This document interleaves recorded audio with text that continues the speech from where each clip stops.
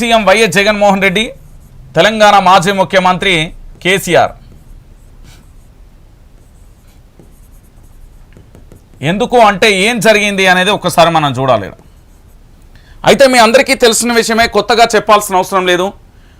ఒకరు ఉద్యమం నుంచి వచ్చిన నాయకుడు అయితే మరొకరు వాళ్ళ నాన్న తదనంతరం కూడా తన రాజకీయ పగ్గాలను ఓదార్పు యాత్రతోని పూర్తి స్థాయిలో ఆంధ్రప్రదేశ్లో కలియదిరి పోరాటం చేసి సక్సెస్ అయిన వ్యక్తి.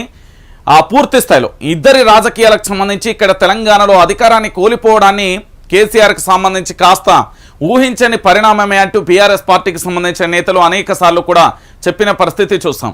అయితే ఏపీ సీఎం జగన్మోహన్ రెడ్డి ఆంధ్రప్రదేశ్లో ఈసారి గట్టెక్కాలంటే పూర్తి స్థాయిలో కూడా సీట్ల మార్పిడి అనేది కూడా కొనసాగుతున్న పరిస్థితి మీ అందరికీ తెలిసిన విషయమే.